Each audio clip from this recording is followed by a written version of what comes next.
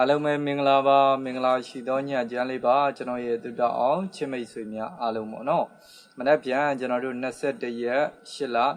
2026เนาะတောက်ကြနေ့နောက်ဆုံးအပိတ်ပွဲလေးကိုရောက်ရှိလို့လာပါပြီကဲတောက်ကြနေ့နောက်ဆုံးအပိတ်ပွဲမှာเนาะကဲအဲ့ကြီးနဲ့လွယ်မဲ့ချစ်မိတ်ဆွေညီကိုမောင်နှမများအားလုံးပြီးဆုံးတဲ့အောင်ကြည့်ပေးပါကဲဒီဗီဒီယိုပိုင်းကိုမြင်နေတွေ့တဲ့အချိန်ကနေစလို့စိတ်ချမ်းသာကိုကြမ်းမာကြပါစေစီးပွားလက်လာပါတွေလည်းတိုးတက်ကြပါစေလို့ဆုမွန်ကောင်းလေးတောင်းပေးလိုက်ပါတယ်เนาะကဲအားလုံးပဲကျွန်တော်တို့เนาะဒီနေ့ကြာတာပလေးနေ့လေးမှာလည်းအားလုံးပဲเนาะပတ်သေးသမားတွေနှစ်ပတ်သေးထပ်မံပြီးတော့ရကြပါလိမ့်မယ်90နှစ်เนาะကဲကျွန်တော်တို့เนาะဒီနေ့ကတော့ပတ်သေးသမားတွေပဲအားလုံးပဲအဆင်ပြေပါလိမ့်မယ်เนาะကျွန်တော်တို့ဝမ်းချင်းကတော့တောက်လျှောက်မဖောက်ထားပါဘူးအခုတနင်္လာနေ့ကပေါ်တူချက်တာပဲ4ရက်စလုံးမှာအားလုံးပဲမှန်ထားပါတယ်เนาะ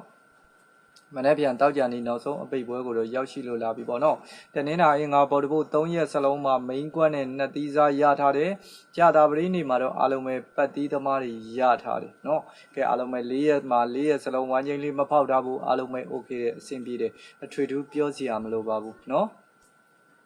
ကဲတောက်ကြနေ့ကိုရောက်ရှိလို့လာပါပြီတောက်ကြနေ့မှာလည်းအကြိုက်ဆုံးအကောင်းဆုံးဆိုတာလေးတွေထပ်မံရွေးချယ်လာတင်ပေးတာဖြစ်ပါတယ်အကြိုက်တူရင် like ဆော့လို့ရအောင်ပေါ့ Facebook ကညီကိုမာနမတွေဒီဗီဒီယိုဖိုင်ကိုမြင်ပြီးတွေ့ပြီဆိုရင်တယောက်မြင်တယောက် share နှစ်ယောက်မြင်နှစ်ယောက် share like လက်မှာအသေးလေးတွေနဲ့ဝန်းရံပေးပါကျွန်တော်တင်တဲ့ဗီဒီယိုဖိုင်လေးတွေကိုလည်းနေ့စဉ်နဲ့အများမြင်တွေ့ကျင်နေဆိုရင်ကျွန်တော်ရဲ့ page ကို follow လေးတွေနှိပ်ခဲ့ဖို့မမေ့ကြပါနဲ့အားလုံးပဲเนาะကဲဒါဆိုရင်မနေ့ပြန်တောက်ကြနေနောက်ဆုံးအပိတ်ပွဲနေကုန်စာမှာဘိုင်နေနဲ့ဆိုရင်6ဘိုင်4ဘိုင်မှာ6ပတ်တီ4ပတ်တီပါအားအကောင်းဆုံးเนาะ6နဲ့ပတ်သက်တဲ့ main ကွက်ကလေးတွေကတော့မနေ့ပြန်မှာ68เนาะ93 95 9ခွန်ဒါ9နဲ့ပတ်သက်တဲ့အချိုက်ဆုံး main ကွက်ပါ68 93 95 9ခွန်ပါเนาะကွန်မန်မှာခြာရေးပေးထားပါ9နဲ့ပတ်သက်တဲ့အချိုက်ဆုံး main ကွက်ပါ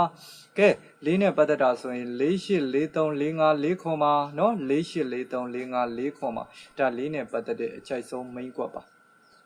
ကျွန်တော်ထုတ်ပေးတဲ့ main ကွက်ရုပ်ကမကြိုက်လို့ကိုလုံးမိုင်ကိုကြီးရလို့တွဲဆော့ခြင်းနဲ့ကက်ဆော့ခြင်းနဲ့ဆိုရင်တောက်ကြနေနောက်ဆုံးအပိတ်ပွဲမှာအားအကောင်းဆုံးဝမ်းချင်းကကိုလေးအချိန်เนาะအဓိကပတ်တီးကိုဦးစားပေးဆော့တယ်ဆိုရင်အားအကောင်းဆုံးပတ်တီးဒီ6ပတ်တီး4ပတ်တီးเนาะနေကုန်အားအကောင်းဆုံးဖြစ်ပါတယ်အကြိုက်တွင်လိုက်ဆော့ပါအကြိုက်မတွင်မဆော့ပါနဲ့စေတနာနဲ့တင်ပေးတာဖြစ်လို့ပေါက်လို့ရလို့လေဘာမှပြီးစရာမလိုပါဘူးเนาะနောက်တစ်ခုက